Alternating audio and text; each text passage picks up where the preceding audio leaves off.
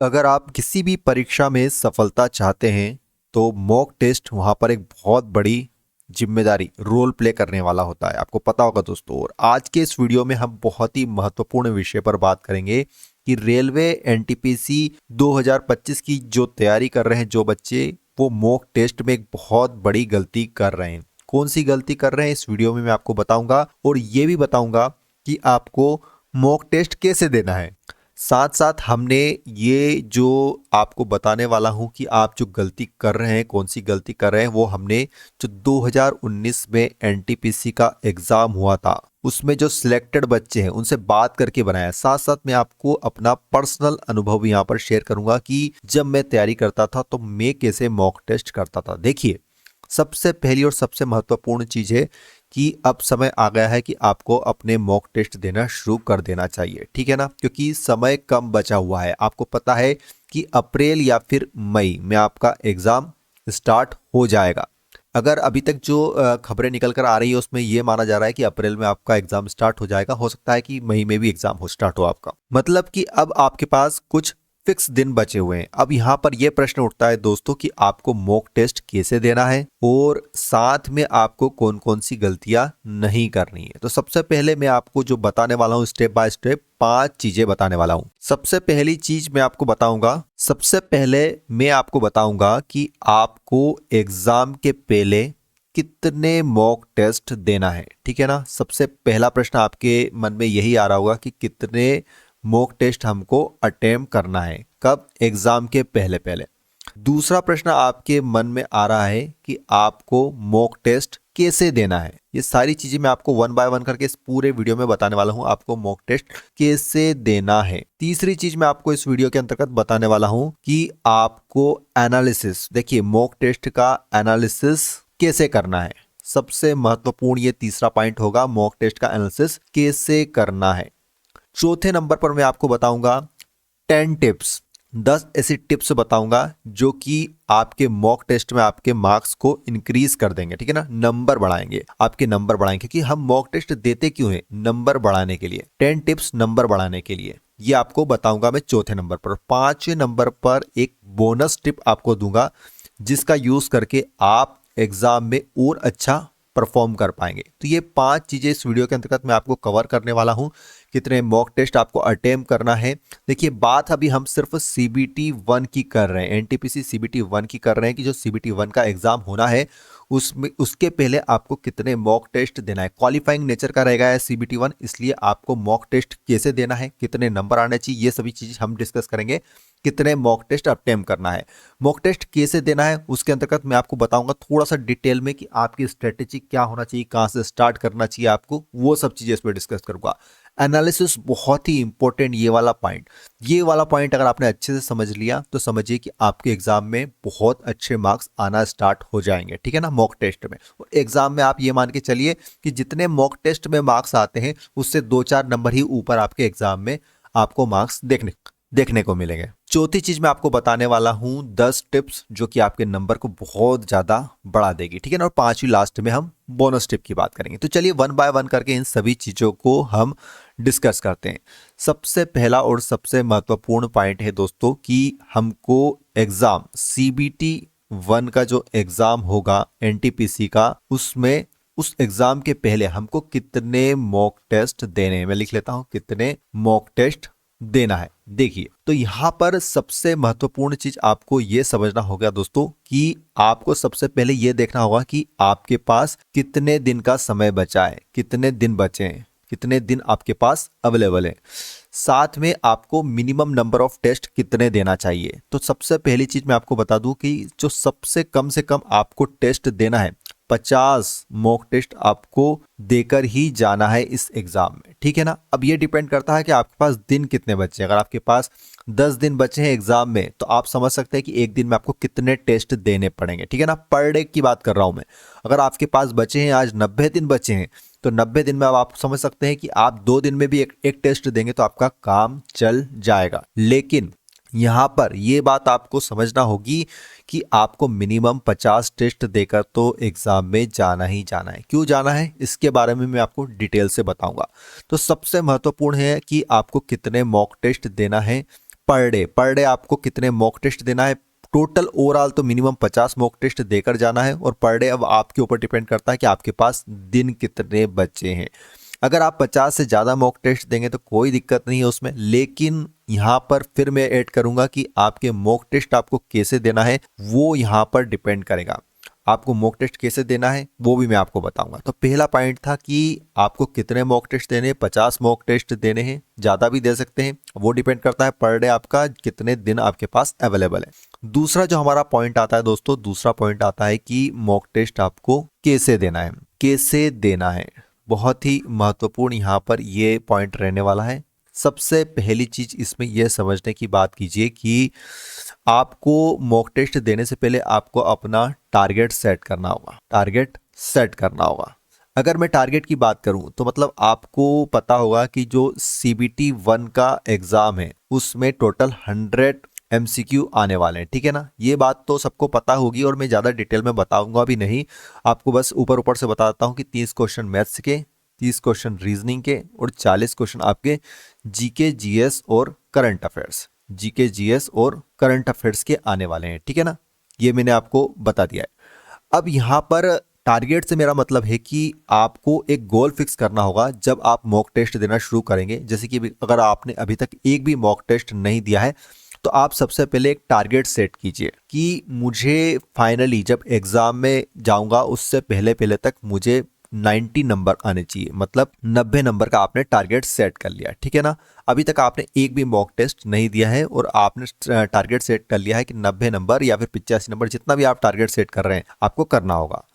दूसरी चीज, पहला मॉक टेस्ट आपको देना होगा, एक मॉक टेस्ट देना होगा। और हो सकता है आपने आज मॉक टेस्ट शाम को ही दिया और उसमें आपके मार्क्स आते हैं, एक एवरेज बता रहा हूँ, 60 नंबर आते हैं। 60 से 65 नंबर के बीच आपके मार्क्स आते हैं। अभी आपने कुछ भी तैयारी भी नहीं की है, मतलब आपकी जितनी अभी तक तैयारी थी उसी बेस पर आपने एक मॉक टेस्ट उठाया, मॉक टेस्ट दिया और आज आपके नंबर आए 60 से 65 के बीच में आपके नंबर टॉगल करे और आपका टारगेट कितना है, 90 है। तो अब आपको कैसे देना है, सबसे महत्वपूर्ण है यहाँ पर कैसे देना है। तो अब आपको ये पता पड़ गया है कि मेरे नंबर आ रहे हैं साहब 65 नंबर आ रहे हैं और मेरा टारगेट है 90, मतलब मुझे कुल मिलाकर 25 नंबर बढ़ाना है। ये आपको फिक्स होना चाहिए आपके माइंड में, ठीक है ना। इसी बेस पर अगर आप काम करेंगे तो ये मान के चलिए कि 100% आपको बहुत अच्छा रिजल्ट देखने को मिलेगा। और जो 2019 का जो एग्ज़ाम हुआ था दोस्तों, 2019 में हमने उसमें अधिकतर स्टूडेंट से बात करी NTPC की जो तैयारी कर रहे हैं। तो जो बच्चे जितने भी NTPC की तैयारी कर रहे हैं या फिर जो CGL की तैयारी कर रहे हैं या फिर जितने भी एग्ज़ाम की तैयारी कर रहे हैं, मॉक टेस्ट देने का फंडा यही होता है कि इसका रोल होता है मॉक टेस्ट का कि आप अपने मार्क्स इंक्रीज कर लें।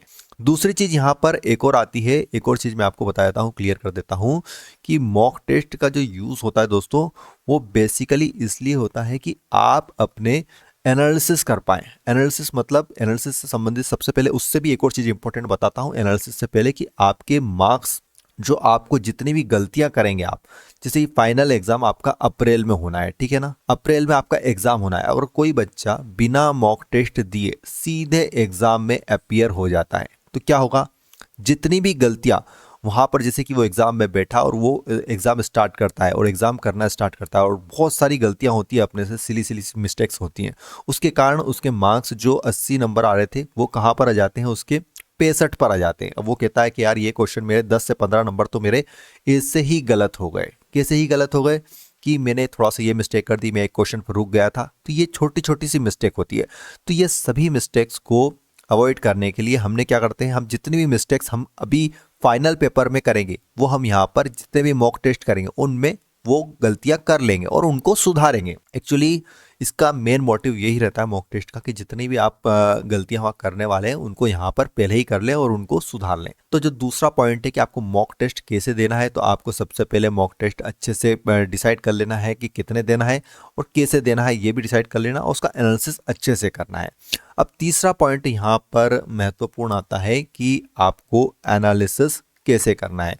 तो तीसरा पॉइंट हम यहाँ पर लिख लेते हैं कि आपको एनालिसिस कैसे करना है, एनालिसिस कैसे करना है। और सबसे महत्वपूर्ण पॉइंट यही है इस पूरे वीडियो का क्योंकि इस पॉइंट को जिस बच्चे ने अच्छे से समझ लिया वो एग्जाम में 100% अच्छे मार्क्स ला सकता है, ठीक है ना। तो जब भी आप मॉक टेस्ट को शुरू करें, जैसे कि फॉर एग्जाम्पल आपने 65 नंबर आपके पहले मॉक टेस्ट में आते हैं, अब आपका टारगेट कितना है, टारगेट है आपका 90 नंबर का सेट कर रखा है कि आपको 90 नंबर आना चाहिए। 90 नंबर एक बहुत अच्छा टारगेट भी है, क्योंकि आपने देखा होगा कि 80 से 90 के बीच ही कट ऑफ जाता है CBT 1 का। तो आपने एक 90 नंबर का अच्छा टारगेट सेट करा, मतलब आपको 25 प्लस मार्क्स अभी बढ़ाने हैं।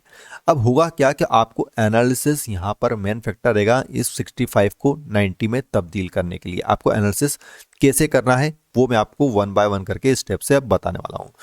तो सबसे पहले आप जब भी मॉक टेस्ट करें तो वहां पर आपको जैसे फॉर एग्जांपल 65 मार्क्स आए, तो सबसे पहले ये देखें कि 100 प्रश्नों में से आपने कितने प्रश्न अटेम्प्ट करे थे। तो ये मान के चलिए कि फॉर एग्जांपल इसी का एग्जांपल लेंगे कि जो 65 मार्क्स आ रहे हैं उसको ही हम बेस बनाकर चलेंगे अभी, कि फॉर एग्जांपल आपने 80 क्वेश्चन अटेम्प्ट करे थे, ठीक है, 80 क्वेश्चन अटेम्प्ट करे थे। यहाँ पर एक केस में मैं अभी देख रहा हूँ कि एक केस अभी अवॉइड कर रहा हूँ कि हम माइनस मार्किंग अभी नहीं ले रहे हैं, और आप ये मानिए कि आपके 70 प्रश्न उसमें से सही थे, माइनस मार्किंग भी ले लेते हैं हम, 70 प्रश्न सही थे और 10 प्रश्न आपके गलत थे। तो इस बेस पर आपके मार्क्स कितने आते हैं, इस बेस पर आपके मार्क्स आते हैं 67.5, कुछ ऐसे मार्क्स आपको मिलते हैं, ठीक है ना। 65 मतलब 67 नंबर आपके आते हैं।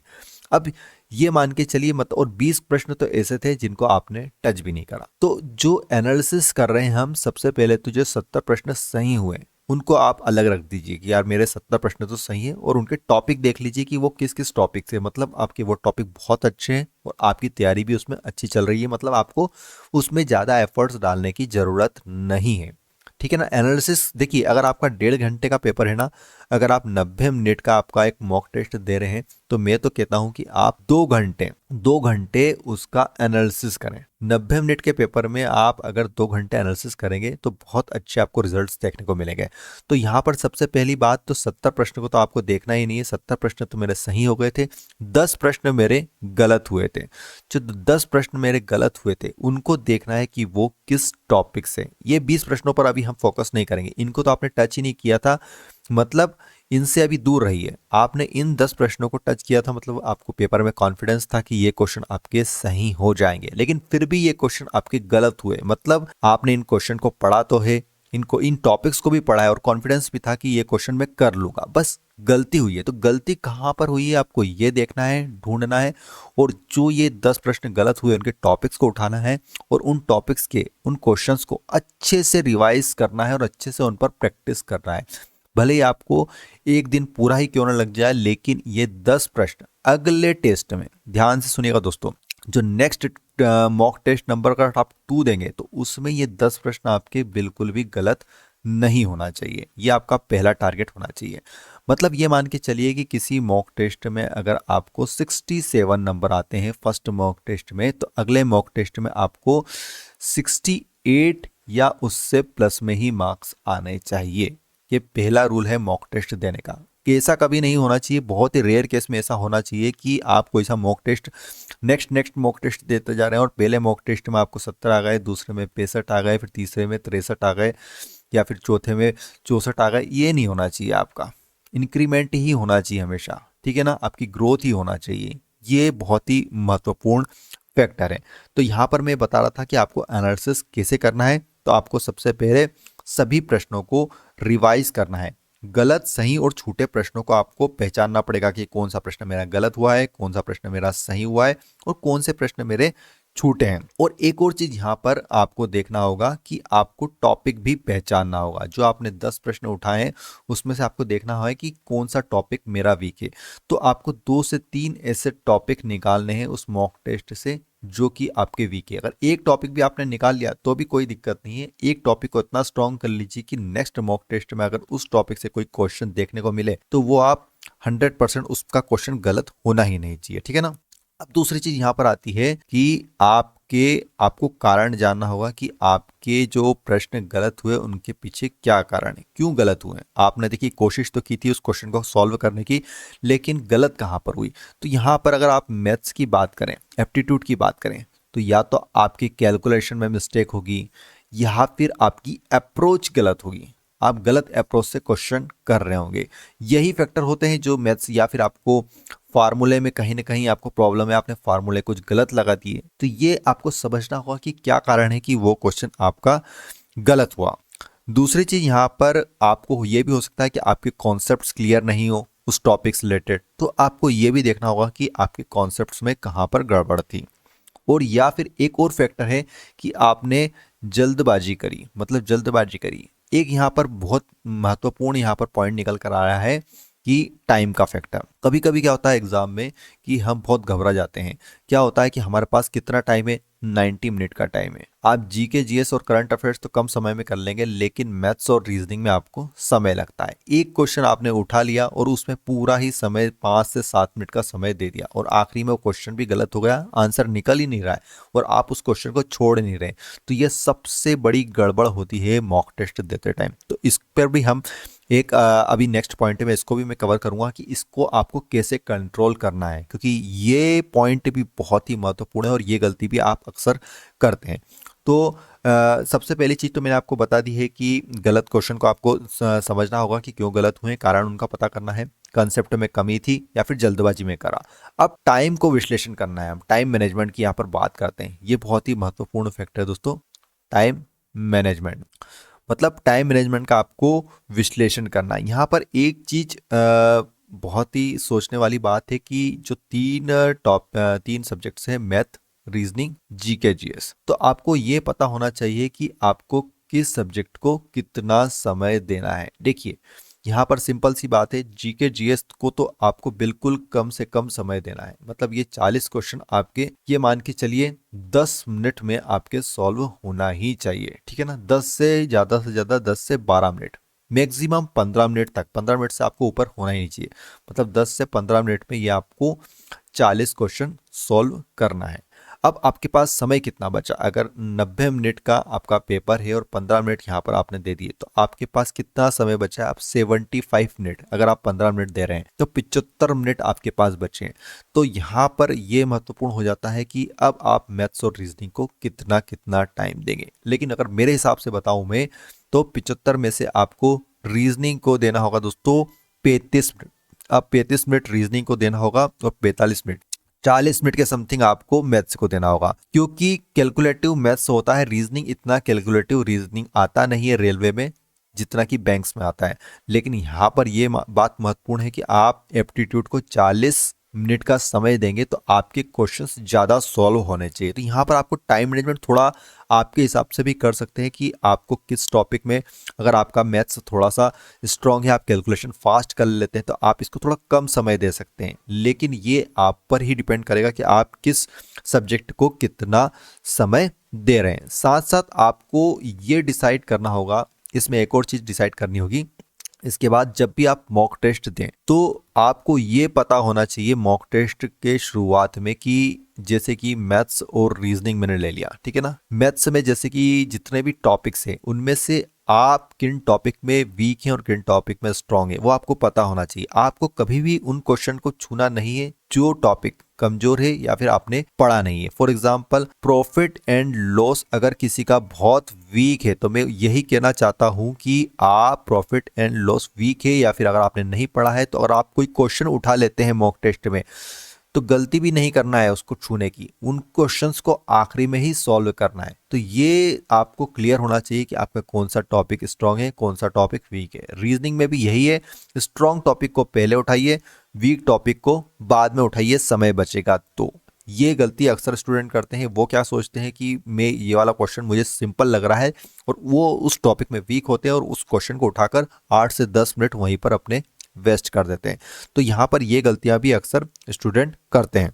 एक और चीज दोस्तों यहाँ पर इंपॉर्टेंट आती है निकल कर, मैं आपको बता देता हूँ कि आपको एक्यूरेसी पर भी बहुत ज़्यादा फोकस करना होगा। मैंने जैसे बताया था कि आपके 70 प्रश्न सही हुए, 10 प्रश्न गलत हुए और 20 प्रश्न आपने छुए तक नहीं, ठीक है ना, उनको अटेम्प्ट भी नहीं करे। तो ये 10 प्रश्न आपके गलत हुए, ये गलत कभी नहीं होना चाहिए। मैं यूँ कहता हूँ कि 100% आपकी एक्यूरेसी होना चाहिए, ठीक है ना। एक और चीज यहाँ पर माइनस मार्किंग शायद 1/3 रहती है रेलवे में, ठीक है ना। क्लियर कीजिएगा कमेंट बॉक्स में कितनी रहती है, 1/3 ही है माइनस मार्किंग। 1/4 दूसरे एग्जाम्स में रहती है, यहाँ पर 1/3 है। तो ये भी बहुत ही इंपॉर्टेंट फैक्टर, क्योंकि जिस एग्जाम में माइनस मार्किंग 1/3 रहती है वहाँ पर बहुत ज़्यादा नंबर आपके फ्लक्चुएट हो जाते हैं अगर आपकी एक्यूरेसी अच्छी नहीं है तो ये एक्यूरेसी वाला फैक्टर भी आपका पूरी तरह से मॉक टेस्ट सॉल्व करेगा।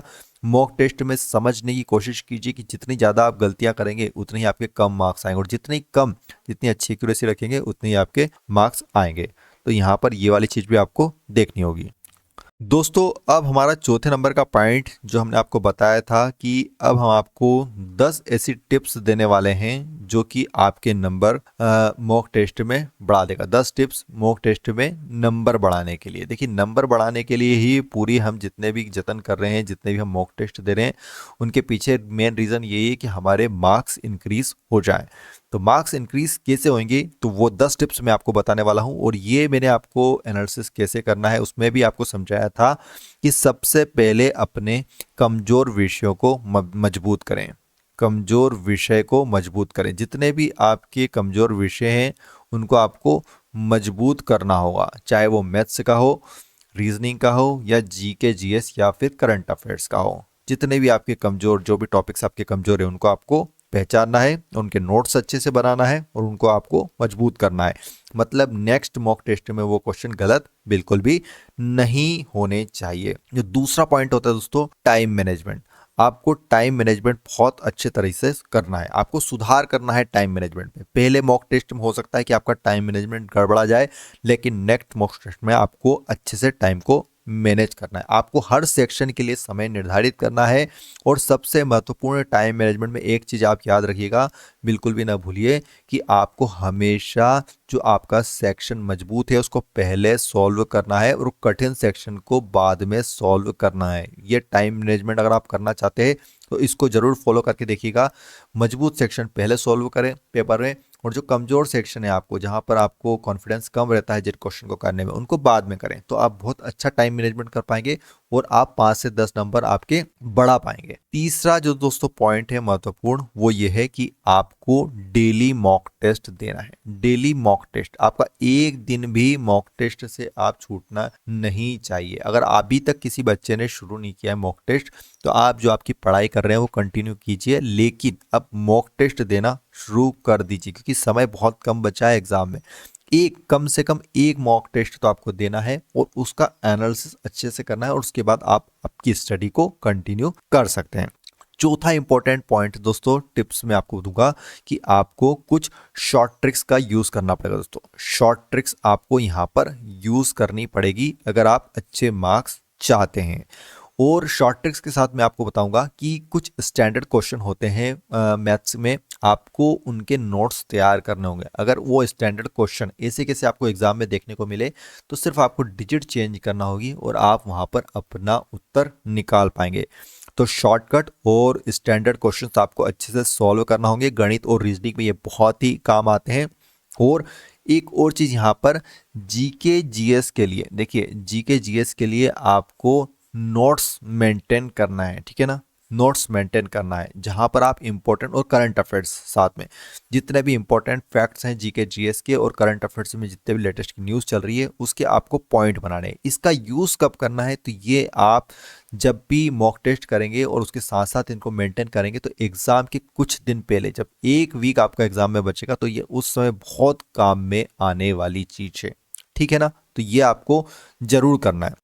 पांचवा दोस्तों जो टिप है वो ये है कि आपको एक सही स्ट्रेटेजी यूज करनी है। एक सही स्ट्रेटेजी होना चाहिए आपके पास। आपको उन विषयों पर ध्यान देने की बहुत ज़्यादा ज़रूरत होगी जो विषय आपके कमज़ोर है। तो इस स्ट्रेटेजी में मैं आपको बता चुका हूँ कि एक सही स्ट्रेटेजी आपको एग्जाम में 10 से 15 नंबर तक बढ़वा सकती है मॉक टेस्ट में। छठा जो पॉइंट है दोस्तों, आपको एक्यूरेसी बहुत अच्छे से मेंटेन करनी होगी। आपको मैंने बताया था कि एक्यूरेसी का बहुत ज़्यादा रोल होता है। जितनी अच्छी एक्यूरेसी होगी उतने ही मार्क्स आपके अच्छे आएंगे, क्योंकि 1/3 यहाँ पर माइनस मार्किंग है।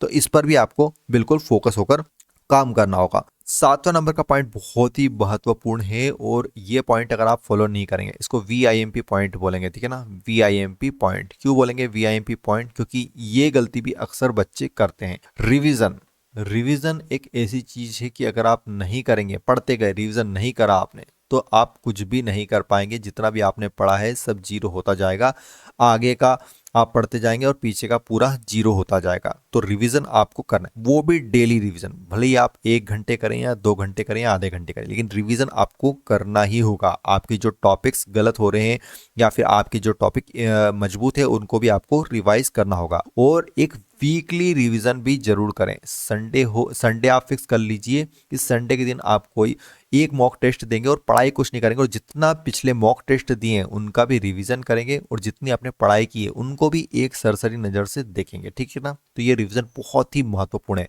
कुछ बच्चे कम पढ़ते हैं लेकिन रिवीजन ज़्यादा करते हैं, उनके मार्क्स आप देखिएगा एग्जाम में बहुत अच्छे आते हैं। अब हमारा दोस्तों होता है 8वें नंबर का पॉइंट। 8वें नंबर के पॉइंट की अगर बात करें तो ये पॉइंट है दोस्तों एक स्टडी प्लान। स्टडी प्लान, बहुत सारे बच्चे बिना स्टडी प्लान के अपनी तैयारी को शुरू कर देते हैं। इस पर एक डेडिकेट वीडियो भी बनता है, मैं आपको बनाऊंगा एक डेडिकेट वीडियो कि आपका स्टडी प्लान कैसा होना चाहिए और आपको कैसे एनटीपीसी की तैयारी करना। 1-2 दिन में इसका भी वीडियो मैं आपको लॉन्च कर दूंगा, लेकिन यहाँ पर आपको मैं शॉर्ट में बता दूं कि आपका स्टडी प्लान कैसा होना चाहिए। तो आपको डेली का स्टडी प्लान बनाना है, उसको फॉलो करना है, और जब तक एग्जाम नहीं हो जाए उस स्टडी प्लान को आपको जारी रखना है।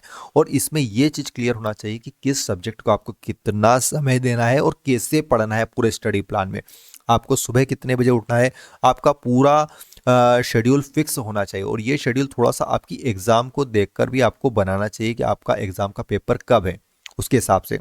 इतना हार्ड स्टडी प्लान भी नहीं बनाना चाहिए, आपको पूरा शेड्यूल भी नहीं बनाना चाहिए कि जिसमें आप 1 या 2 दिन उसको फॉलो कर पाएं और बाद में उसको फॉलो नहीं कर पाए। तो यहाँ पर भी ये गड़बड़ होती है। अब दोस्तों जो 9वीं और 10वीं टिप है, जो मैं आपको 9th नंबर की और 10th नंबर की टिप देने वाला हूँ, ये 2 टिप्स बहुत ही महत्वपूर्ण टिप्स है। VIMP टिप कह सकते हैं इसको, VIMP, और इसको भी VIMP। ये 2 टिप्स जिसने फॉलो की वो अच्छे मार्क्स ला सकते हैं। देखिए होता क्या है कि एग्जाम तो सभी देते हैं, मॉक टेस्ट भी सभी देते हैं, लेकिन नंबर सबके अच्छे नहीं आते एग्जाम में। तो उसके पीछे कारण क्या होता है? तो ये वाली टिप्स दोस्तों फिर से मैं रिपीट करूंगा कि एनालिसिस, यहाँ पर गड़बड़। एनालिसिस आपको बहुत अच्छे से, देखिए जितना अच्छा एनालिसिस करेंगे, एनालिसिस का भी ये है कि आपने पहले मॉक टेस्ट का जैसा एनालिसिस करा, दूसरे मॉक टेस्ट का उससे अच्छा एनालिसिस कीजिए। आपको पता होगा कि एनालिसिस आप अच्छे से कैसे कर सकते हैं। टेस्ट के बाद हर सवाल को समझने की कोशिश आपको करनी होगी, और जो गलत हो रहा है उसको बार बार सॉल्व करने की कोशिश कीजिए, और नेक्स्ट टेस्ट में उसको गलत मत कीजिए। एनालिसिस का सिंपल सा फंडा यही है कि जो प्रश्न आपके पहले मॉक टेस्ट में गलत हुआ है, नेक्स्ट मॉक टेस्ट में अगर वो प्रश्न वापस गलत होता है तो आप एनालिसिस अच्छे से नहीं कर रहे हैं। सिंपल सा फंडा है इसका, ठीक है ना। तो ये बहुत ही महत्वपूर्ण पॉइंट है।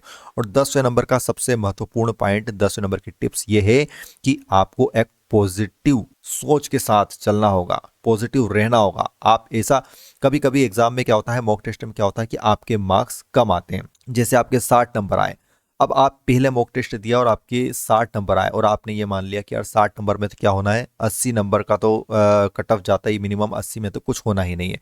और यहाँ पर आप हार मान जाते हैं और फिर आप मॉक टेस्ट देना बंद कर देते हैं, एनालिसिस भी नहीं करते और आप सिर्फ पढ़ाई करते रहते हैं, मतलब आप टाइम पास करते रहते हैं।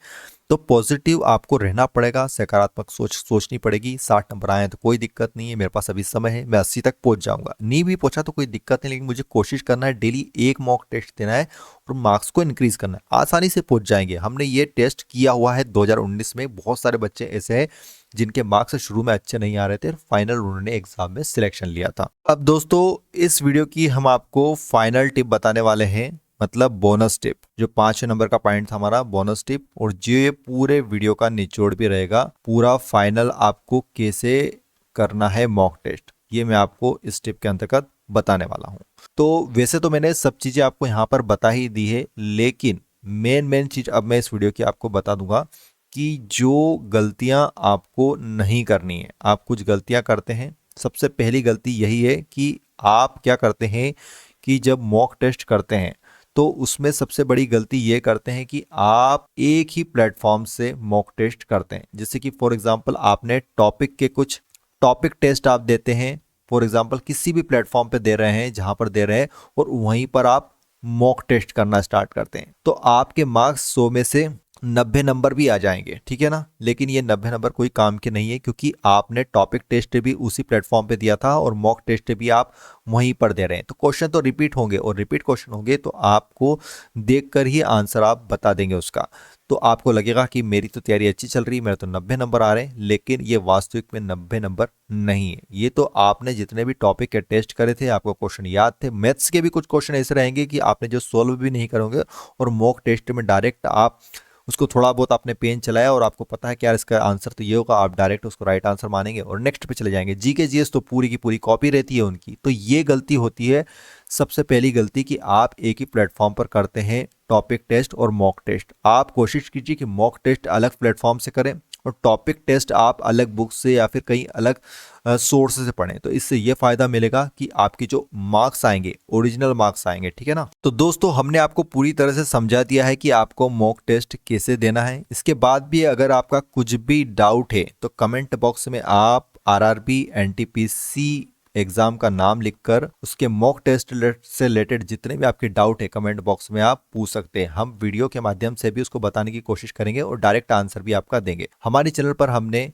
स्टैटिक जीके प्लस साइंस की स्पेशल सीरीज चल रही है, वो बहुत सारे बच्चों ने ज्वाइन कर लिए और आप भी वो ज्वाइन कर लीजिएगा, जिससे कि आपको बहुत फायदा मिलने वाला है। साथ में अभी हम आपके लिए 10,000 मॉक टेस्ट की एक सीरीज स्टार्ट करने वाले हैं। 100 वीडियो रहेंगे जिसमें, और हर वीडियो में 100 क्वेश्चन आपको देंगे। इस प्रकार 10,000 क्वेश्चंस का एक कंप्लीट मॉक टेस्ट स्टार्ट होगा, और हो सकता है कि 1 से 2 दिनों में वो आपको मिलना चालू हो जाए। और उसी प्रकार 2,000 प्रश्नों का करंट अफेयर्स का पैकेज भी तैयार हो गया है। 1 से 2 दिनों में वो भी आपको मिलना चालू हो जाएगा। तो आपका जो भी डाउट है कमेंट बॉक्स में बता दीजिएगा। वीडियो पसंद आया तो लाइक कीजिए, ज़्यादा से ज़्यादा वीडियो को शेयर कीजिएगा, और जो नए बच्चे हैं सब्सक्राइब करके बेल आइकन दबा लेना, जिससे कि लेटेस्ट वीडियो की अपडेट मिलती रहेगी। वीडियो देखने के लिए बहुत बहुत धन्यवाद। जय हिंद, जय भारत, वंदे मातरम।